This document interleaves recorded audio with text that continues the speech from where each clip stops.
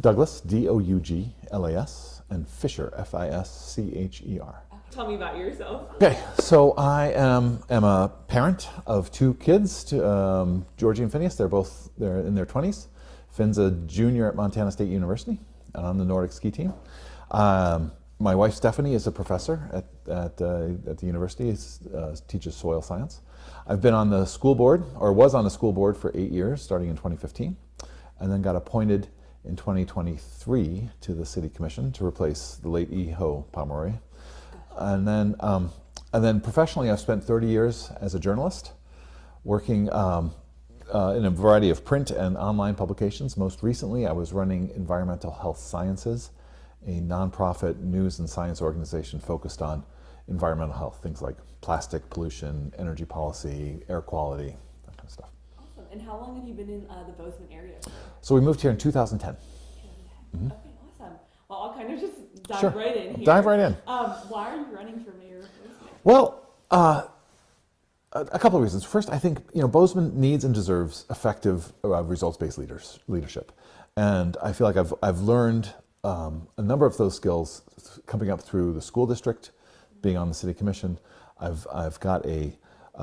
have learned, in the school district in particular, how to build consensus around really difficult issues. And Bozeman faces a number of tough issues that I feel like that kind of a culture, that kind of an approach would really help. Gotcha. And then what would you say that you see as the number one issue in Bozeman, and how would you address it? Without question, it's affordability. And so affordability has three kind of components to it. The first is housing. We need a way to kind of help to bring affordable housing into the community where if you work here, you deserve to be able to live here, right? And so there's a water initiative on the ballot, and if I could make a plea here, I would urge a no vote on the water initiative, because we need a lot of different tools to deal with housing affordability. And the water initiative just kind of takes that toolbox, sets it on the windowsill, and gives us a hammer, a single rigid mandate. We need to work with our neighborhood community housing trusts. We need to work with Montana State University, Bozeman School District, Bozeman Health, that have land around their workplace kind of centers. And we need to be working with builders to really encourage those starter homes, that missing middle, the townhomes, that so as you kind of come out of apartments, as you come out of MSU, you have a place to put down roots. The second component of affordability is jobs.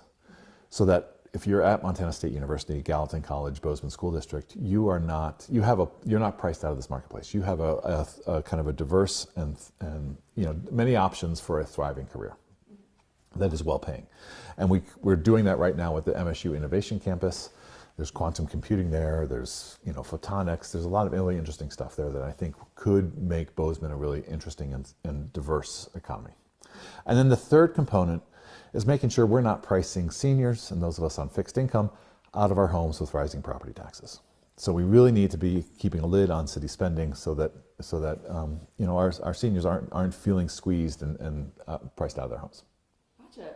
And then obviously there's been a lot of division and tension in the country, but also here in Bozeman. How would you bring everyone together to solve our problems? Well, I think that is a lesson and a muscle that I really got to exercise working on as a school trustee. And the school district, is really good at bringing people out of their corners, putting people in a room together. You sit in a circle, all voices are equal, and you come up with a solution. I think we have the answers to a lot of the issues that are facing Bozeman in this community, right? We just need to get people in a room talking together. And I think there's real, we're all here because we love Bozeman. There's something special about it. And I think that kind of commonality can unite us, and we can, work together through the disagreements. Awesome. And is there anything else you want to add, or you'd want to say to someone that's maybe going to be watching this? Well, I think the other key thing that I hear as I go around knocking doors is a concern about safety. And for me, again, that's making sure our kids have a safe route to school, but also making sure that people feel safe downtown and in our public spaces at night. And then, enforcing our traffic laws. I think when you see people blowing through a red light or talking on their cell phone as they're driving, or